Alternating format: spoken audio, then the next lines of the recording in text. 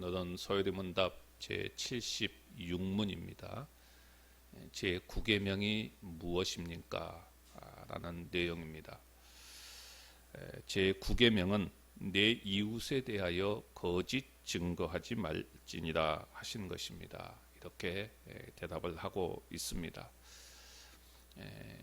이어서 나오는 것들은 제9계명이 명하는 것과 금하는 것들인데 그것은 다음 주에 우리가 살펴보도록 하고, 오늘은 내 이웃에 대하여 거짓 증거하지 말라라고 하는 이 말씀을 좀 생각해 보고자 합니다. 거짓 증거하지 말라, 거짓말. 자, 이 부분은 사실 간단한 문제가 아닙니다. 매우 복잡하지요. 그래서 오늘은 특별히 구계명이 말하고 있는 거짓 증거하지 말라라고 하는 이 핵심적인 의미가 무엇인가 하는 것을 좀 살펴보면서 거짓말에 대한 이 부분을 우리가 좀 더 생각해 보고자 합니다. 가장 먼저 첫 번째로 생각할 것은 거짓 증거하지 말라라고 하는 이 말씀의 의미입니다. 증거하지 말라라는 히브리어는 아나베입니다. 히브리어에서 아나라고 하는 이 단어는 보통 대답하다라는 의미입니다. 그런데 이 아나가 전치사 배와 결합을 하게 되면 그 의미는 달라지게 되지요. 특정인을 변호하거나 혹은 반대하기 위하여 재판정에 서서 증거하는 것, 증인이 되다라는 뜻이 되어집니다. 그러니까 제9계명에 거짓 증거하지 말라라고 하는 이 말은 제1차적으로는 법정에서의 증언을 말합니다. 법정에서 증언을 할 때 거짓 증언을 하지 말라는 것이죠. 그러니까 히브리어 아나베는 소송 절차에서 사용되어지는 전문 용어이지요. 그러니까 증인이 재판관 앞에서 증언하는 행위를 가리킵니다. 재판관이 없었던 고대 이스라엘에서는 대부분의 소송이 어디에서 이루어졌느냐 하면은 마을의 성문이나 성소에 모여서 이루어졌습니다. 그러니까 이 성소는 베델, 길갈, 미스바 이런 곳에 있었지요.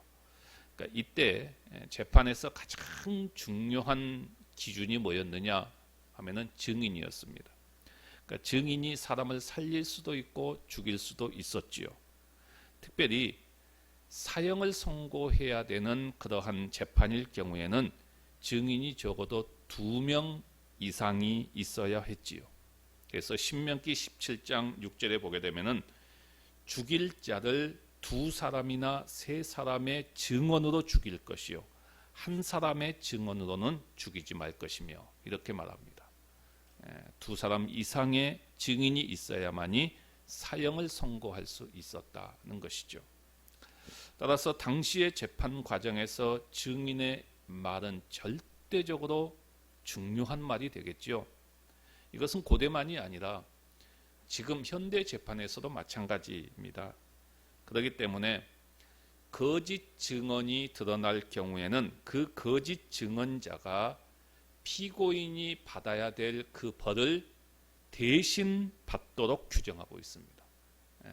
그래서 신명기 19장 18절과 19절에 보면은 재판장은 자세히 조사하여 그 증인이 거짓 증거하여 그 형제를 거짓으로 모함한 것이 판명되면 그가 그의 형제에게 행하려고 꾀한 그대로 그에게 행하여 너희 중에서 악을 제하라, 이렇게 이야기합니다. 그러니까 고대 이스라엘에서는 거짓 증언 때문에 무고한 사람들이 재산을 빼앗기고 또 사형 선고를 받은 경우가 있었습니다. 여담기상 21장에 보게 되면은 나봇의 포도원 사건이 대표적인 것이죠. 그러니까 당시 북왕국의 아합 왕은 나봇에게 포도원을 팔라고 합니다. 그러나 이 나봇의 포도원은 팔 수 있는 땅이 아니었지요. 율법상 매매가 불가능했습니다. 그래서 그가 아무리 왕이라고 할지라도 그 땅을 차지할 수 없었지요. 그러나 아합의 왕비 이세벨은 달랐습니다. 그는 증인 두 사람을 매수하지요. 그리고는 이들이 법정에서 나봇이 하나님과 왕을 저주했다라고 거짓 증언을 하게 합니다. 결국 백성들이 나봇을 돌로 쳐 죽입니다. 매수된 거짓 증인 때문에 무고한 생명이 희생을 당합니다. 그러니까 이러한 일들이 비일비재했고, 그래서 시편에 보게 되면은 거짓 증인으로 인하여서 공경에 처하는 의인들의 탄식들이 자주 등장하는 것을 봅니다.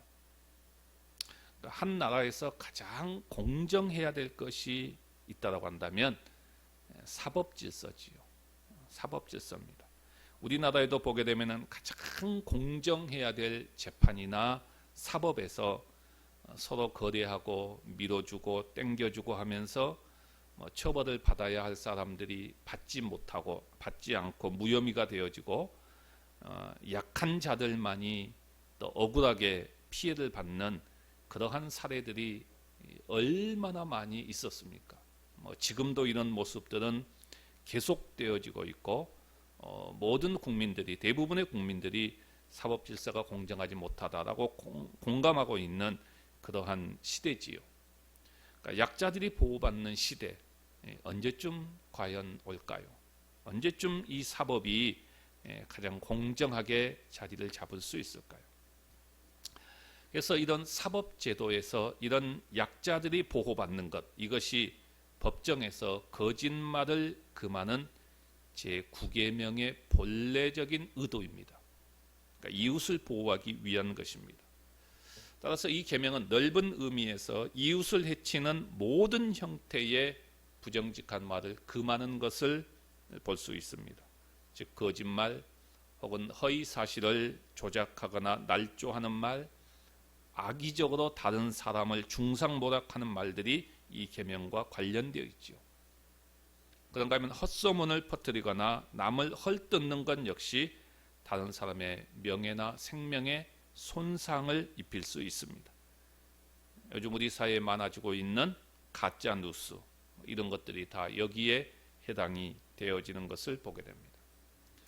자, 그렇다면 이런 적극적인 거짓말은 물론이고 진실을 말해야 할 때에 침묵해 버리는 경우는 과연 어떨까요? 그러니까 침묵의 거짓말입니다. 그러니까 이건 역시 정의 실현을 막는 길이고 제9계명을 위반하는 것입니다. 이것도 법정에서의 의미죠. 그래서 레위기 5장 1절에 보면은 만일 누구든지 저주하는 소리를 듣고서도 증인이 되어 그가 본 것이나 알고 있는 것을 알리지 아니하면 그는 자기의 죄를 져야 할 것이요 그 허물이 그에게로 돌아갈 것이며, 이렇게 말합니다. 그러니까 법정에서 정말 진실을 말해야 되는 그 순간에 침묵해버리는 것, 말을 하지 않아버리는 것, 이것도 침묵의 거짓말에 해당된다 하는 것입니다. 법정의 증인으로 불려간 사람들 가운데 어떤 사람들은 위협을 받고 있거나 할 경우에 거짓 증언을 하기도 하지요. 또 어떤 사람은 사실을 알면서도 매수되어서 진실을 말하지 않는 경우들도 있지요. 때로는 또 귀찮아서 말을 하지 않기도 하고요. 나와 엮이고 싶지 않아서 진실을 말하지 않는 경우도 있습니다. 그러나 진실을 외면한 침묵도 거짓에 해당된다는 것을 우리는 알아야 합니다. 그 다음에 두 번째로 생각해 볼 것은 이제 거짓말에 대한 내용인데요. 거짓말의 종류들을 좀 한번 보도록 하겠습니다. 기독교 윤리학에서는 이제 통상적으로 거짓말을 크게 네 가지 정도로 이렇게 구분을 합니다. 먼저 첫 번째는 악의에 찬 거짓말입니다. 이것은 의도적인 거짓말이지요. 중상, 모함, 수군거림, 험담, 이런 것들을 이야기합니다. 두 번째는 유머를 목적으로 하는 거짓말도 있지요. 그러니까 서로 즐기기 위한 목적이고 또 분위기를 띄우기 위한 그러한 목적, 또 농담으로 하는 거짓말, 뭐 이런 것들도 있습니다. 그런데 여기에도 자칫 잘못하면은 상대방의 감정을 상하게 할 수 있고, 또 상처를 주고 또 상대방을 깎아내리는 행위가 되어질 수도 있습니다. 세 번째는 예의상하는 거짓말입니다. 이건 마음에 없는 거짓말이죠. 마음에 없는 말을 예의상하는 것입니다. 예컨대 뭐 존경하는 아무개님, 뭐 이런 이야기죠. 존경하지 않으면서 이제 그렇게 표현하지요. 그러니까 이런 표현들은 대부분 진심이 담겨 있지 않는 표현들입니다.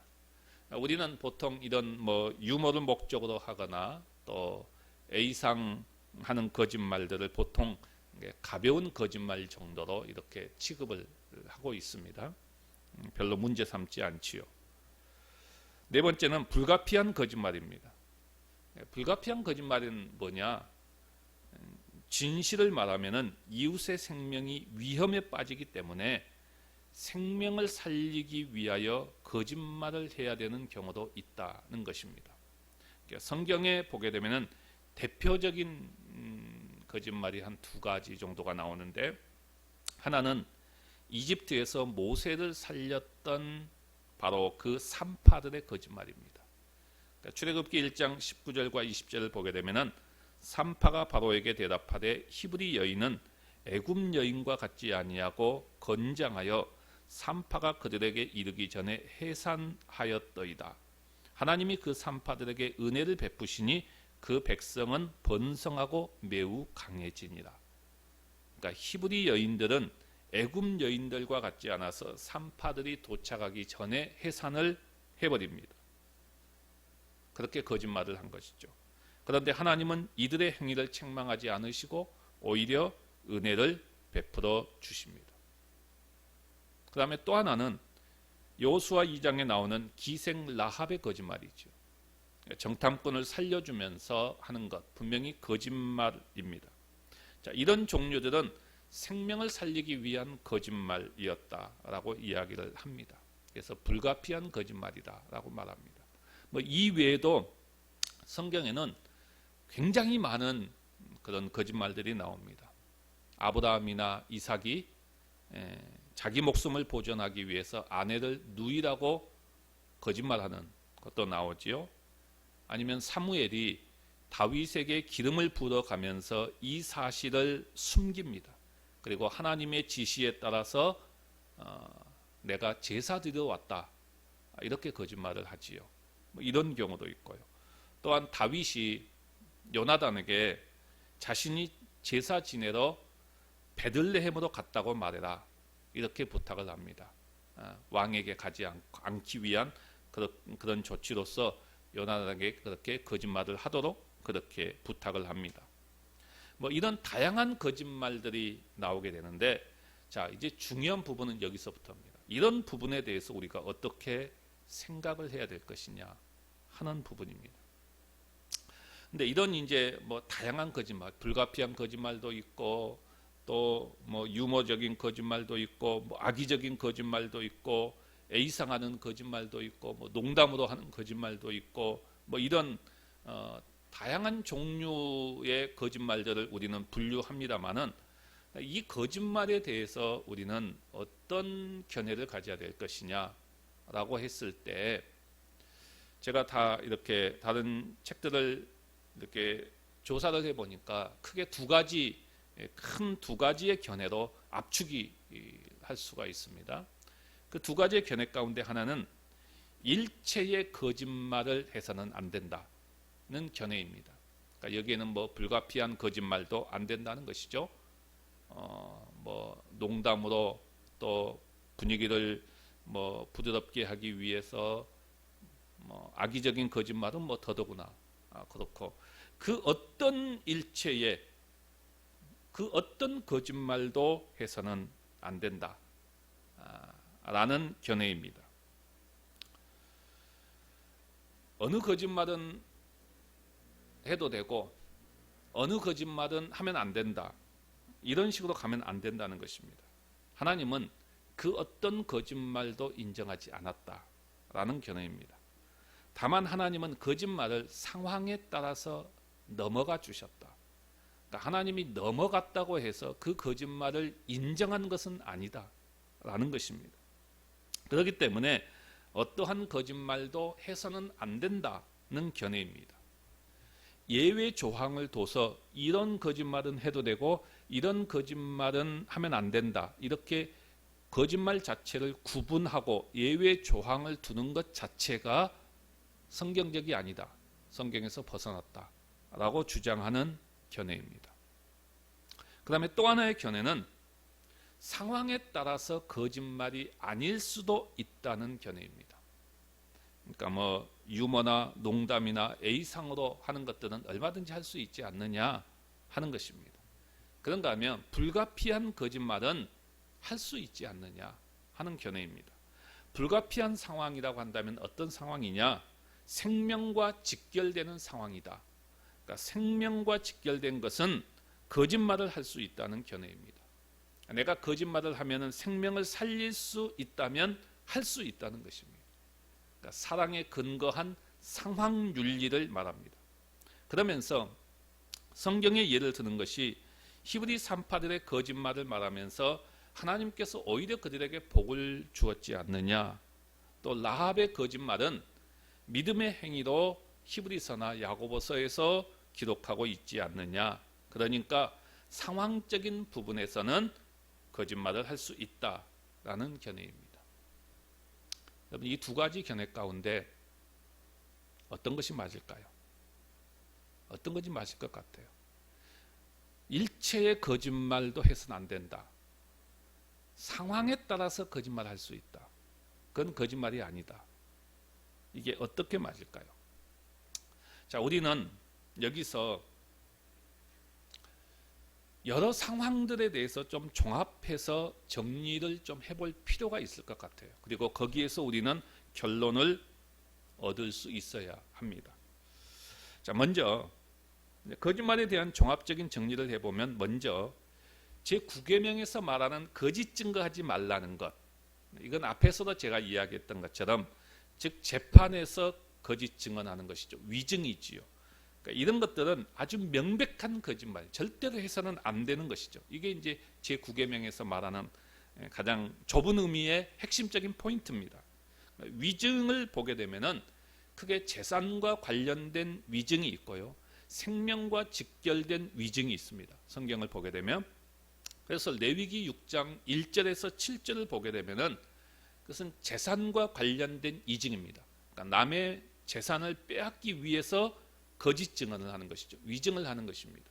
이런 경우에는 성경은 어떻게 이야기했냐면은 명백하게 해서도 안 되고 본래 그 물건에 5분의 1을 더해서 돌려주어야 된다라고 이야기합니다. 그리고 속번제를 드려야 된다라고 말합니다.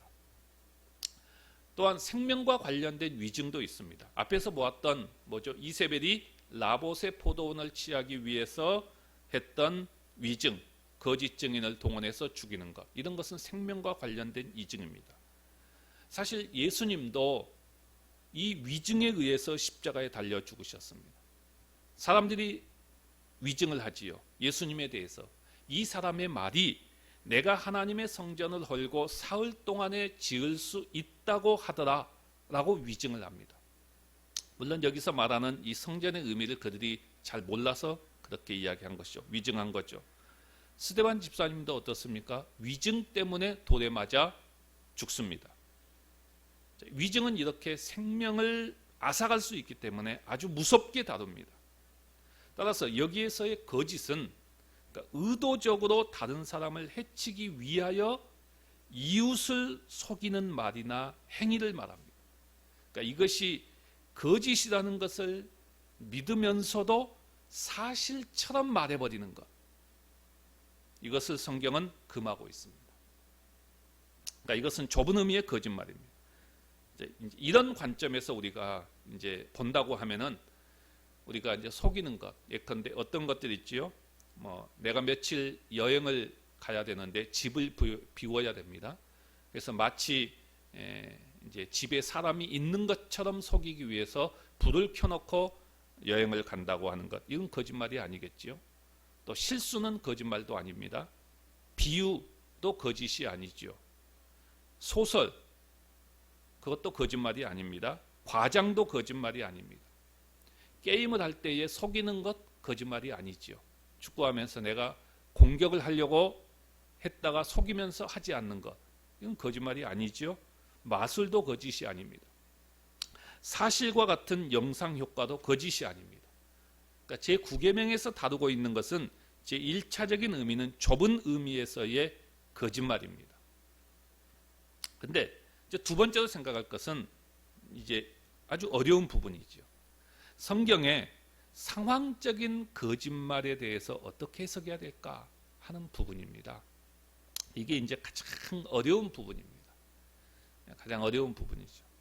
근데 이 부분을 우리가 또 찬찬히 좀 한번 들여다볼 필요가 있습니다. 몇 가지로 좀 정리를 해보면은 우선 거짓말이 아닐 수 있는 경우부터 가려내는 것이 필요합니다. 자, 어떤 사건입니까? 히브리 산파들의 사건. 히브리 산파들이 우리가 도착하기 전에 히브리 여인들은 건강해서 미리 아이를 낳았습니다 라고 했던 이 말이 진짜 거짓말을 한 것이냐 하는 것을 살펴볼 필요가 있다는 것입니다. 이것이 거짓말이 아닐 수도 있다는 것이죠. 실제로 산파들이 좀 늦게 도착할 테니 그동안에 아이를 낳으라 라고 기별을 할 수도 있다는 것입니다. 그러니까 이것은 우리가 이 부분은 확실하게 히브리 산파들이 거짓말을 했다라고 단정할 수 없는 부분이라는 것입니다. 그 상황에서 거짓말을 했지만 하나님이 복을 주셨기에 그런 상황에서 거짓말을 해도 된다라는 식으로 해석하고 그렇게 가서는 안 된다는 것입니다. 그러니까 이 부분을, 이 히브리 산파들의 이 부분은 진짜 거짓말을 한 것인지, 그것이 진짜 거짓인지 우리는 쉽게 단정할 수 없는 부분이다 라고 말할 수 있는 것입니다. 그 다음에 두 번째로는 사실의 핵심이나 어떤 사실의 핵심이나 전체를 공개하지 않는 것은 거짓말이 아니라는 것입니다. 이게 이제 어떤 사건입니까? 사무엘이 다윗에게 기름을 부으러 가지요. 다윗에게 기름을 부으러 갈 때에 사울 왕에게 잡혀 죽을 수도 있기 때문에 하나님께서 사무엘에게 뭐라고 말합니까? 이 사실 전체를 말하지 말도록 합니다. 이 사실 전체를 말하지 않도록 지시하지요. 그러니까 이것은 악한 사람에게 사실 전체나 핵심을 다 말하지 않고 일부를 말하는 것입니다. 그렇다고 해서 이것을 거짓말이다 라고 말할 수 없다는 것이죠. 이것은 거짓말이 아니라 오히려 지혜로 보는 것이 오히려 합당하다는 것입니다. 그 다음에 세 번째는 전쟁에서 적을 속이는 것은 거짓말이 아니라는 것이죠. 그러니까 성경에 보게 되면 여호수아나 다윗이 적들을 전쟁을 하면서 적들을 속이지요. 이건 거짓말이 아니라는 것이죠. 또 야엘은 적장 시스라에게 잘못된 정보를 흘립니다. 이건 작전이지요. 그러니까 이런 것은 거짓말이다라고 말할 수 없다는 것입니다.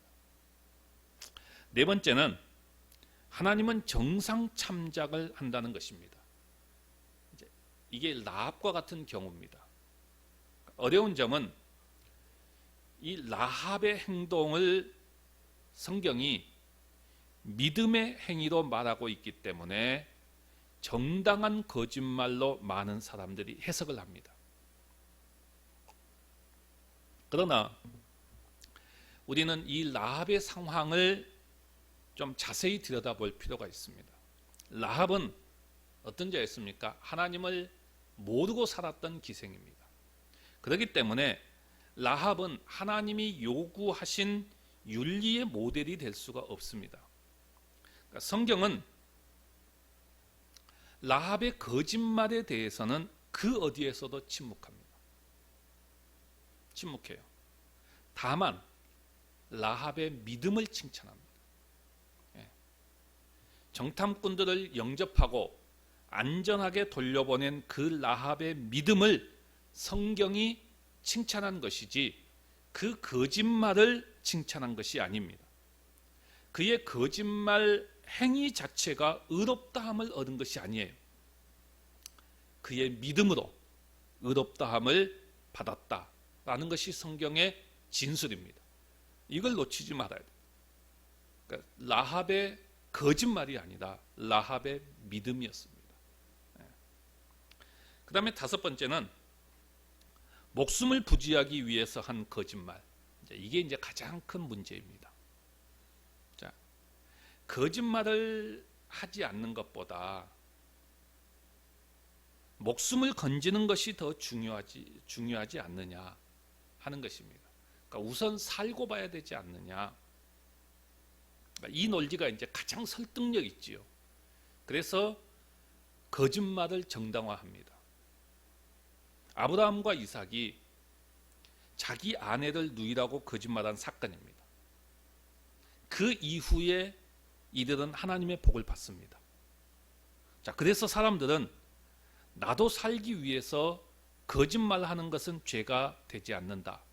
이런 식으로 생각을 하지요. 그러나 이 아브라함과 이삭의 경우도 마찬가지입니다. 성경 어디에도 이들의 거짓말을 칭찬한 적이 없습니다. 아브라함과 이삭이 복을 받은 것은 거짓말이 아니라 언약 백성이었기 때문입니다.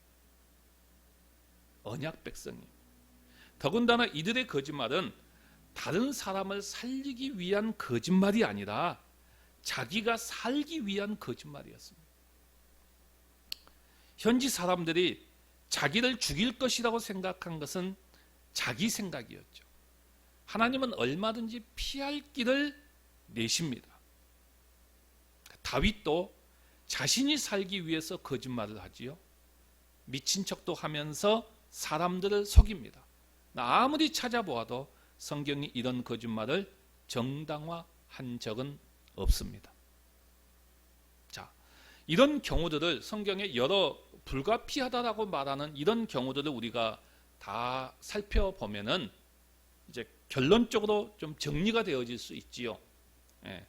어떻게 정리가 되어집니까?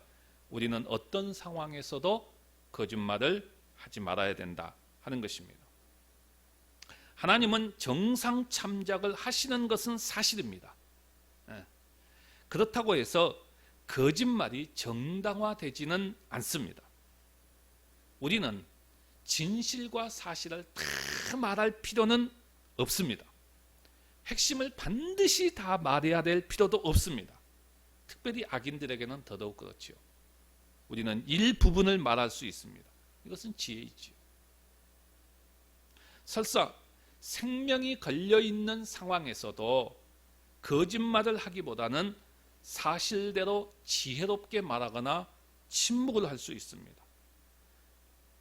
아까 레위기에서 침묵의 거짓말은 법정에서 진실을 말해야 되는 상황에서는 침묵을 해서는 안 되지만은 생명이 걸려있는 상황에서는 얼마든지 침묵할 수 있지요. 예수님도 침묵하셨습니다. 그리고 피할 길을 내시는 하나님, 홍해를 가르는 하나님을 신뢰해야 됩니다. 만약에 생명 보존을 위해 거짓말을 하는 것이 옳다라고 한다면 실제적으로 어떻게 될까요? 실제적으로 어떻게 될 것 같습니까? 이것은 해보다 득을 주기 위해서 거짓말을 해도 된다라는 논리가 나오게 되고요. 이것은 또 좋은 결과가 나올 경우는 거짓말을 해도 된다라는 논리가 되어져 버립니다. 이것은 더 나가면 어떻게 됩니까? 결과만 좋으면 수단은 아무래도 괜찮다. 이렇게 가버리죠. 그래서 성경의 일부 명령을 어겨도 좋다라는 논리가 성립되어져 버립니다. 그러니까 조금씩 여지를 주게 되면은, 예외 조항을 주게 되면은 이건 어떻게 됩니까? 성경은 아예 무너지는 무시무시한 결과를 초래하게 된다는 것이죠. 그러니까 거짓말을 할 경우 그 결과가 어떻게 될지 전체적으로 생각해야 됩니다. 하얀 거짓말도 없다라는 것이 우리는 성경을 통해서 내릴 수 있는 결론입니다. 제9계명의 거짓 증거를 우리가 이 좁은 의미로만 볼 것이 아니라 좀 더 넓은 의미로 보면서 어려운 부분이지만은 우리가 이 말씀의 의미를 붙잡고 거짓 없는 삶을 살아가시기를 간절히 바랍니다.